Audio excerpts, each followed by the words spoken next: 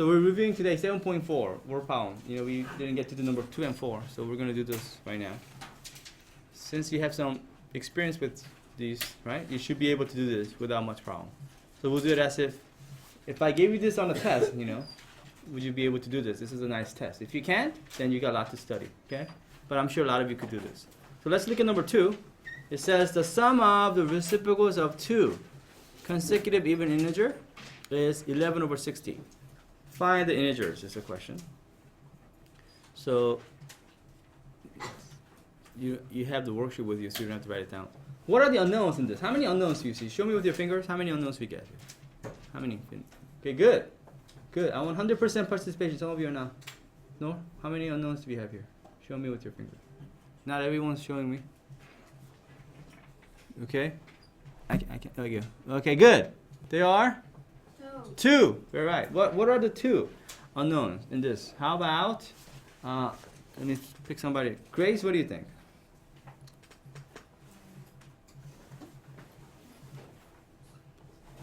What are the unknowns? What are we looking for here? Yeah, 2 even integers, right? Those are the 2 unknowns. Very good. So we're going to declare our variable for these 2. And how many variables are we going to use? Still just 1, okay? We haven't said we could use. Yeah, we are in the second semester, but I'll tell you when you could use it. Okay, so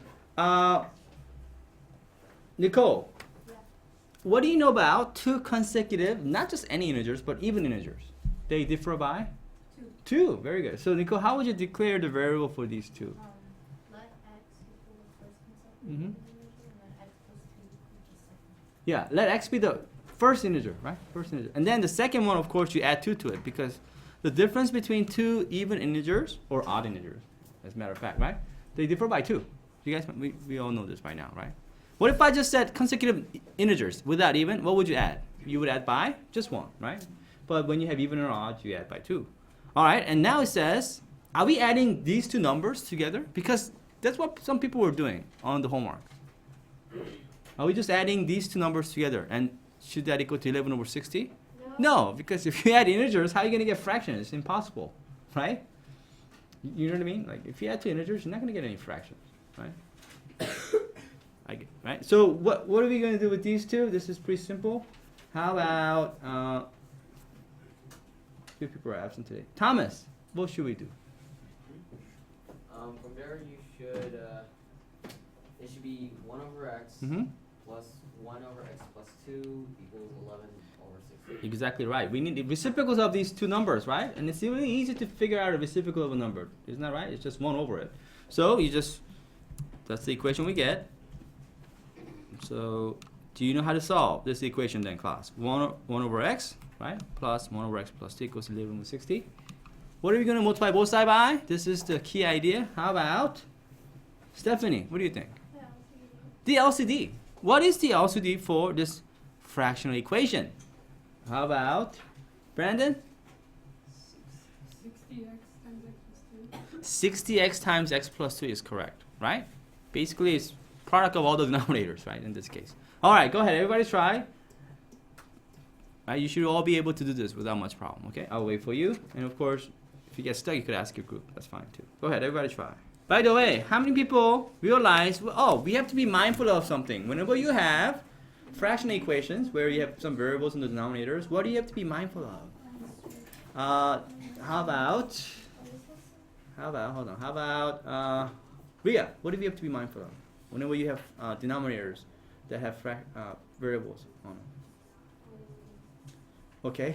Whenever we have fractional equations, we have to be careful that the answer doesn't equal to this.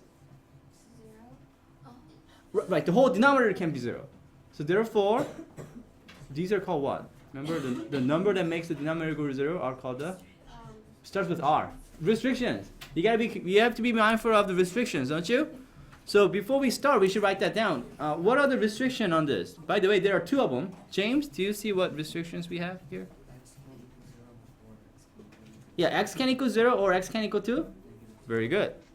So guys, remember I told you about this? You have to be mindful of the restrictions, right? And we knew that the LCD was product of all the denominators. So I even wrote it down here. Okay, so when you distribute, on the left side, how many terms do you have? 2. So guess how many times you're going to multiply this LCD? Twice. On the right side, how many terms you have? 1. So you're just going to multiply it once, right? So how many people, when you multiply, you got this? 60. So with the first term, the x cancel out. 60 times, right? X plus 2 is left. Plus, here, x plus 2 is cancel out. You get 60x, right? I got that. Good. Equals to here, the 60s cancel out. You get 11 times x plus 2. Are we good so far?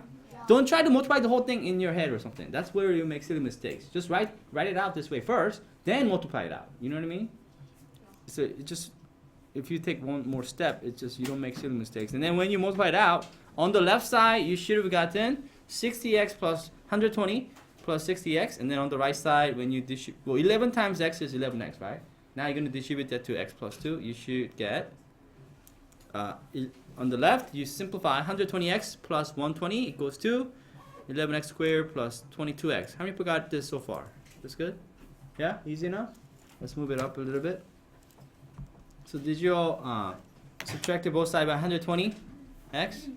Because don't you want to get that leading coefficient of 11x squared to be positive, right? And then move 120 to the other side. How many people got 0 is equal to 11x squared minus 98x minus 120? Very good. If you didn't, do you see where you made a mistake? Yes. Okay, please make sure this is what you get, right? That's the trinomial you get after, right? In fact, simplifying all this, okay? So once, it'd be great if there's a GCF. Is there any GCF on this? No, okay, unfortunately there aren't any. So we can't really divide both sides by the GCF, right? And make it simpler. But 11, the leading coefficient is 11, right? It's a trinomial, it's a quadratic, right? So you got a vector, right? Have you noticed that's what you kind of end up doing after you do this? You get a trinomial, right? That equals to 0, right? Because you have to use the zero product property. Right? You make it equal to 0 and then you factor. Okay, 11 is easy because there's only one case for two binomials to multiply and get 11x squared. That's 11x and x. Okay? Right? Well, for 120, there are a whole bunch of them. But we want the difference or sum to be negative 98. Was anybody able to get this right? Who's got? How about? Yes. Yeah. Alicia? 11x plus 12 times x minus 10. Correct. That's the one that works, right? 11x plus 12 and x minus 10. Isn't that the one that works? And remember, when we do this, we always want the one that's right for 120. Are you going to try with 1 and 120 first? No, you're going to try the one in the middle. And this time it worked out, didn't it? And the order matters this time, right? Okay. You have to have 12 has to go with 11x, not the other way around. And so, I even checked it, I multiplied it, okay? So, there you go. You got 11x plus 12 times x minus 10 equals 0. We like this because now we can figure out which x makes the whole thing equal to 0. What are the two solutions we get from here? James? Oh, wait, I just... eBay? So, we got this factored, right? So, what are the two solutions we get? 11x plus 12 equals 0 and x minus 10 equals 0. Yeah, this is only true if 11x plus 12 equals 0, right? Or x minus 1 equals 0, right? There are two possible ways. So this is true if this is what we get. And of course, there are two answers we get. And I said we drop this one here. How can we drop x equals to negative 12 over 11? Because some of you are asking, could we just use that? It seems to work if you plug it in. Why do we get to drop this here? Jonathan? Well, it's because the problem asks for integers and the first one is not an integer. Very good. Remember, we declare our variable as x has to be an integer, right? 12 over 11, negative 12 over 11 is not an integer, is it? Right? Integers are, what are integers? 1, 0, 1, 2, 3, 4, 5, 6, right? All these, and all the negatives, negative 1, negative 2, negative 3, right? Remember, those are integers. This is a fraction here, right? It's not an integer. So, we got x equals 10. By the way, does this guarantee that we have the right answer? X equals, no. That's the funny thing about these fractional equations. Whenever you multiply both sides by some variables, you may be adding more solutions to your original equation, right? So you gotta always check. Let's check. This is, how do we check this? Plug into the original equation. So let's plug it in. So 1 over x, right? That's the reciprocal of 10, right? 1 over x plus, what's the number next, consecutive even integer after 10? 12, so it's 1 over 12. When you add this together, does it equal to 11 over 60? No. Yes. Yeah, just kidding. Yeah. Okay, you gotta get a common denominator. What's a common denominator for 10? 60. So multiply top and bottom of the 1/10 by 6 over 6. Multiply 1 over 12 by 5 over 5. And yeah, it does come out to 11 over 60, doesn't it? You get 6 over 60 plus 5 over 60. When you add it together, you get 11 over 60 is checks. Okay? Right? And so we got the right answer here. The integers are 10 and 12. Where did I get 12 from? Well, that's the next one, right? If x is at 12, if x is 10, right? You add 2 to it, right? That's how you get the consecutive even integers, right? If the first number is 10, the other is 12. So, does that make sense? How many people got 10 and 12? How many people got this right? Right, not all of you, but many of you. Very good. Now, how many people now see your mistake? Okay, that's the important part. Okay? You see your mistake now? Okay? All right, good. All right, so go ahead and fix those mistakes. I'll give you time, okay? Okay, so now that you help your group, let's look at number 4. It says, Jenny commutes 30 miles to her job each day. Okay? She finds that if she drives 10 miles per hour faster, it takes her, of course, 6 minutes less to get to work, right? Thank you. If we go, of course, 6 miles faster, right? You go faster. Now they want you to find her new speed. Okay, does this make sense? So if she were to commute, 30 miles every day, normally she goes in a certain time. But if she, of course, drives faster by 10 miles per hour, of course, without getting tickets, right? Because it takes her 6 minutes less to get to work. Okay. It says find her new speed. How many unknowns do we have here? Okay. Everybody think about this. How many unknowns do we have? How about, actually show me with your fingers. How many unknowns do you see here, guys? How many unknowns? I want everyone to participate. How many unknowns here? Okay. There are, some of you said 1. There are actually 2, Eric. Because what did you think the unknown was? The first speed, right? The regular way. Oh, okay, so what is then the other speed that she's going in? The faster speed. What's the faster speed? It's unknown, right? So those are 2 unknowns. Right? So we have 2 of them, right? The regular speed and the faster speed. We can actually figure out the faster speed if we know the normal speed. How do you do that? Add 10. That's it. Does this make sense? Okay. What do you know about the distance for this one? What about the distance for this problem? Serena? It's 30 miles. 30 miles, right? Same, right? Because you're going to the same place, right? One way you're going slower, the other way you're going a little bit faster. Of course, you get there a little bit faster if you drive faster. So do you think we're going to need to declare these 2 variables? Yes. Yeah. So who can tell me how to do that? Addison? What do you think? Let original speed. Okay. Exactly. X plus 10 is a new speed. I wrote regular speed. Okay. Okay. Is that okay? Now, in order to do this, we have rate, time, and distance. What kind of chart do you think we're going to need here? Rate times time equals distance chart, right? Every time you have rate, time, and distance, that's sort of nice to organize your data. So go ahead and write that down and see if you can fill it out with this 2 variables. X and X, not 2 variables, 2 unknowns. Okay. Go ahead, everybody try. I'll wait. What kind of equations would you come up with from this table? Okay, go ahead, everybody try. Yeah, look at, I fill out my chart, but this is all I get. I don't know what to plug in for T. Yeah? But I got the right answer. Okay, hold on, let's do this together. So it's rate times time equals distance, right? So R times T.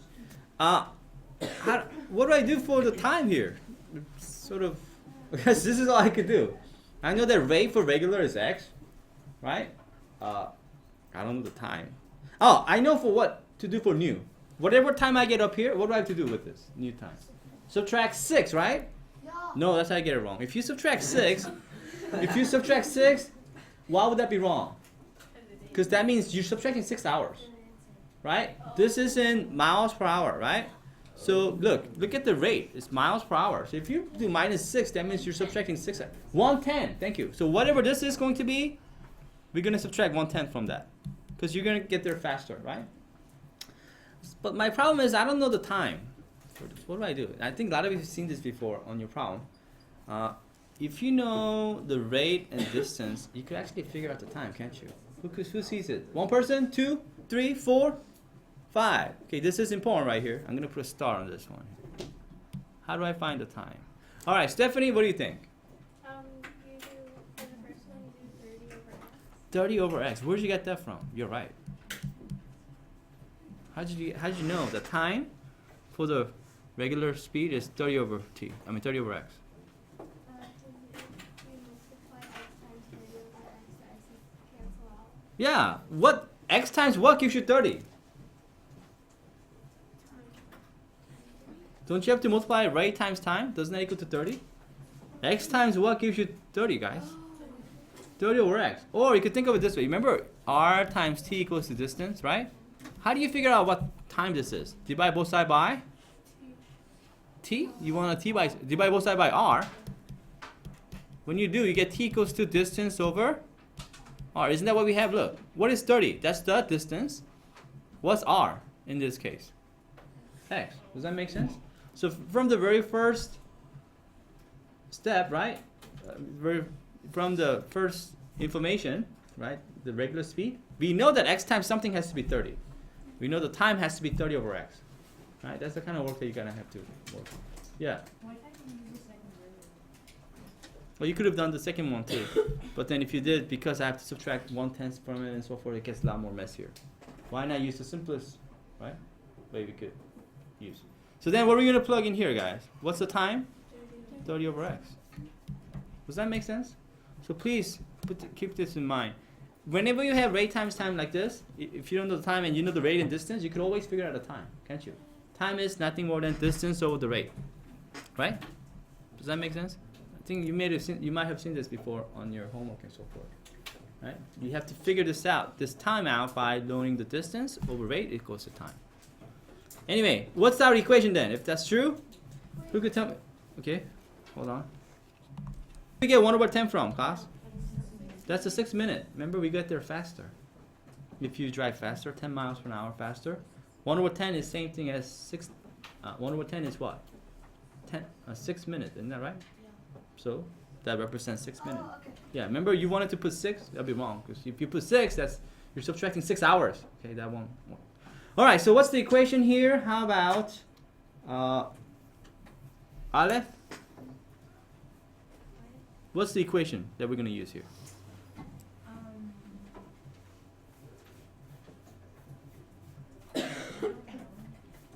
Let me give you a hint. You know that rate times time equals distance, right? So,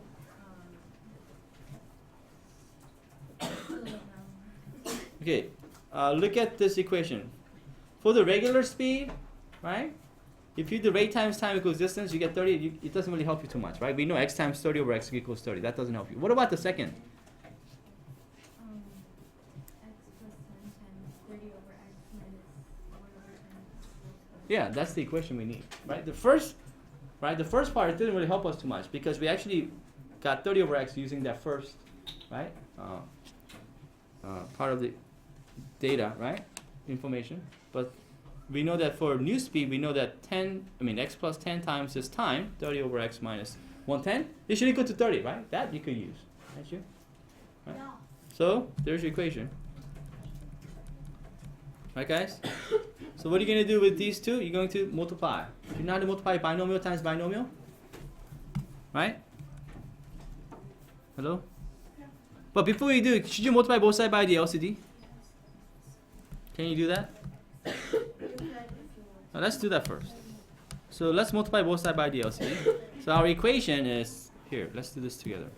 X plus 10 times the rate times time is 30 over x minus 110 equals to 30. By the way, what's the LCD? Oh, let's look at the restriction. What's our restriction? X can't be? 0. That's one. What's our LCD on this?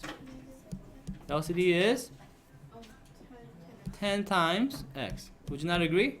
So here's what you got to be careful of. When you multiply both sides by 10x, okay, to get rid of the denominators, because you could just distribute these you can multiply these two binomials, but I don't think that's the best idea.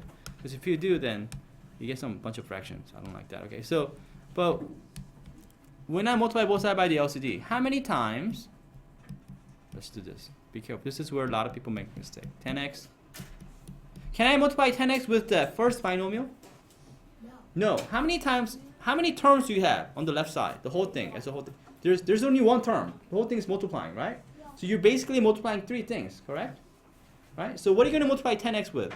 The first binomial or the second binomial only? Second one, because so you could cancel out all the denominators. Does that make sense? You're multiplying three things. You don't distribute when you multiply three things, do you?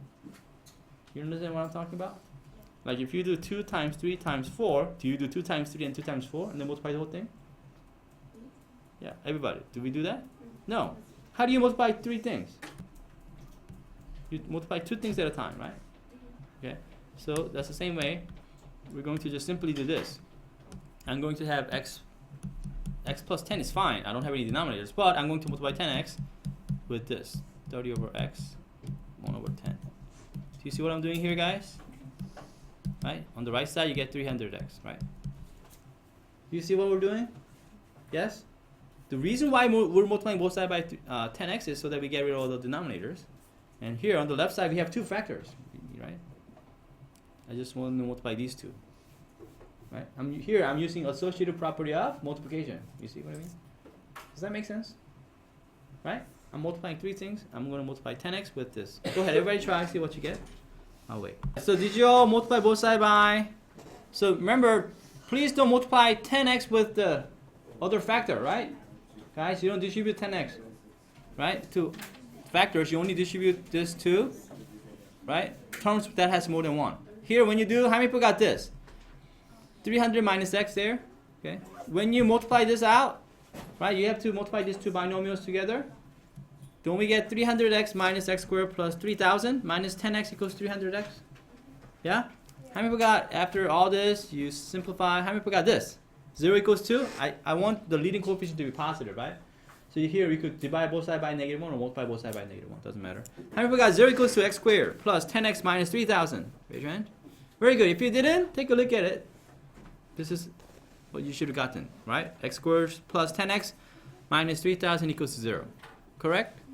Do you see a mistake if you didn't get this? Okay. So we got a factor. We have a trinomial. We have to factor this. Who can help me how to factor this here? Kyle?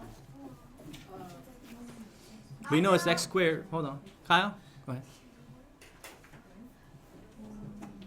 We know it's going to be x and x, right?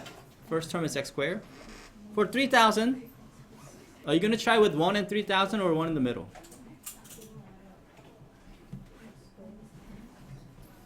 Okay. Turns out, who can help Kyle here? Justin, what did you get?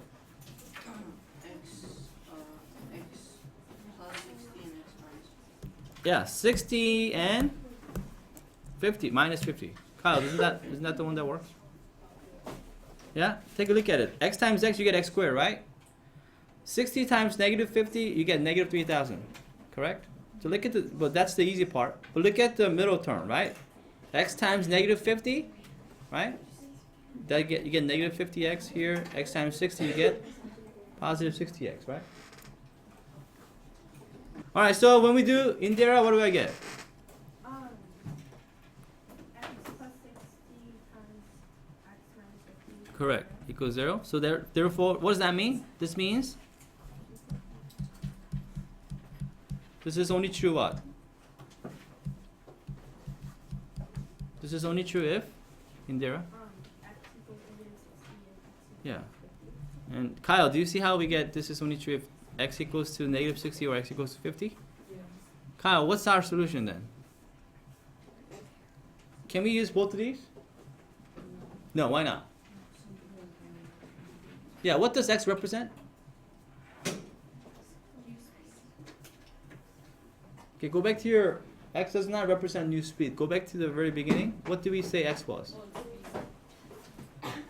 No, wait. The regular speed, okay? Correct. Guys, pay attention now. Here we go, we're almost done. So, x is the regular speed. Can we use x equals negative 60, class? No. No, why not? It's a negative. It's negative. You can't have rate, right? Negative rate. Now, in this case, so what do we do? Am I done? Do we know for sure 50 is the answer? No, you gotta check, right? Remember, whenever we multiply both sides by some variables, you have to always check the answer. So let's plug it in. I plugged it in. That's the original equation, right? X plus 10 times 30 over x minus 110 equals to 30. Does it equal to 130? Yes. It does, because you get 50 plus 10, which is 60.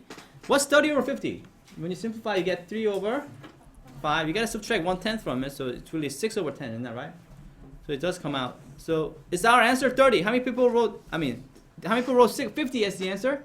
Yeah, that's how you get it wrong. Okay. Look at the question. What does it say? Do they want the regular speed or the new speed? They want the new speed. So are you going to write 50 or are you going to write 60? Okay, please be careful. It's 60, not 50. They want the new speed.